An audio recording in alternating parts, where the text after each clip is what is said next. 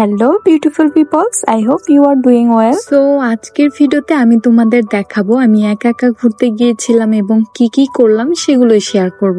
আমি রেডি হয়ে বের হয়েই অটোতে উঠে পড়লাম এবং আমাদের গ্রামের রাস্তা দেখতে দেখতে আমি আমার গন্তব্যের দিকে রওনা দিলাম। আমার সাথে না 3টা আন্টি ছিল, তারা বসে বসে কি যে গল্প করছিল।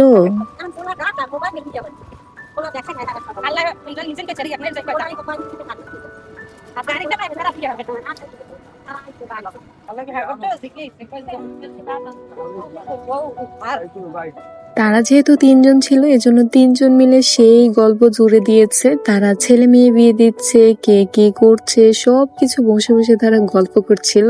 আর আমি যেহেতু একা ছিলাম এজন্য আমি বসে বসে শুনছিলাম আর এই প্রকৃতির সুন্দর ভিউ গুলোই উপভোগ করছিলাম।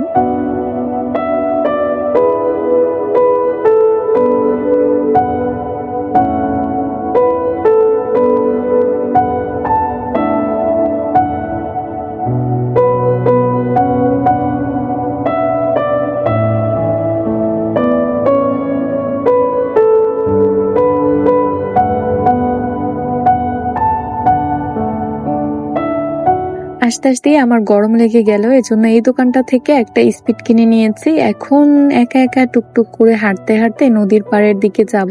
আমার সাইডে যে নদীটা, এই নদীটার নাম হচ্ছে বলেশ্বর নদী, এর ওপারে কিন্তু বরিশাল।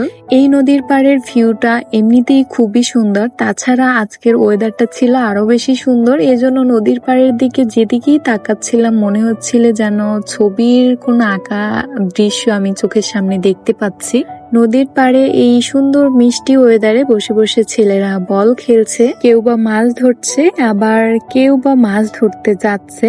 আর ওপারেই বরিশালের সাইডটা দেখা যাচ্ছে, মানে এই নদীটা পার হলেই আমরা বরিশালে চলে যেতে পারবো। এই দেখো আঙ্কেলরা খুব সুন্দর করে জালগুলো তাদের নৌকায় নিয়ে নিচ্ছে, এর কারণ হচ্ছে তারা হয়তো সন্ধ্যার দিকে মাছ ধরতে চলে যাবে। পাশেই আবার দেখতে পেলাম ছোট 2টা বাচ্চা বসে বসে কি সুন্দর আড্ডা দিচ্ছে। মানে এই সকল দৃশ্যগুলো আমি চোখের সামনে দেখছিলাম আর অনুভব করছিলাম, এত শান্তি লাগছিল।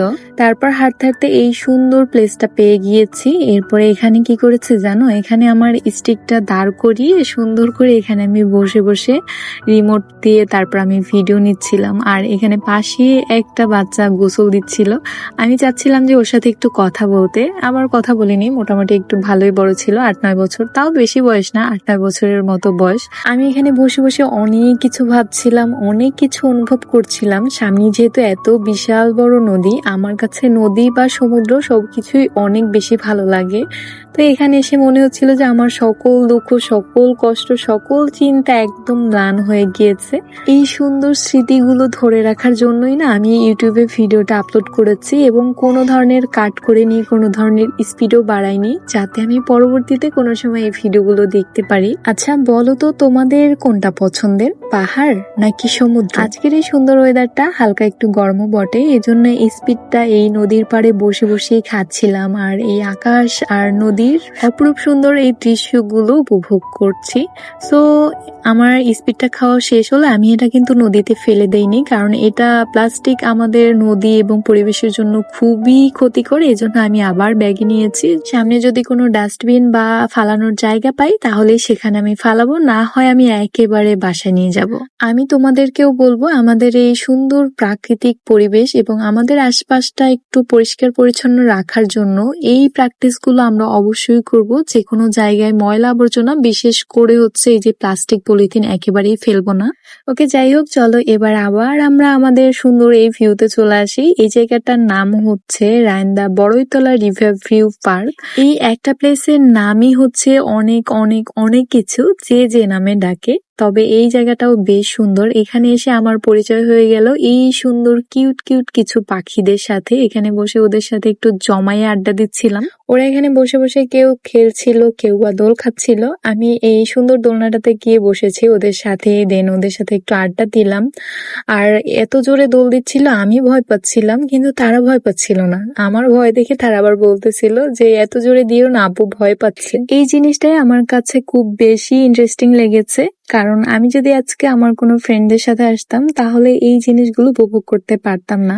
এখন থেকে তো প্রায় আমি এভাবে আমার নিজের জন্য আর অপরিচিত মানুষদের সাথে মেশার জন্য এভাবে করে বের হব। সো সন্ধ্যা হয়ে যাচ্ছিল দেখে আমি বের হয়ে যাচ্ছি, আর বাজার থেকে আমার যে গ্যাং ভাইনি আছে বাসায়, সেই গ্যাং ভাইনির জন্য 2টা বার্গার কিনে নিয়ে এরপর আমি বাসার দিকে রওনা দিয়ে দিলাম। সো আজকের এই সুন্দর মেমোরেবল দিনটা এই পর্যন্তই। তোমাদের কাছে কেমন লেগেছে এবং পুরো ভিডিও দেখে থাকলে অবশ্যই একটু কমেন্টে জানিয়ে যেও।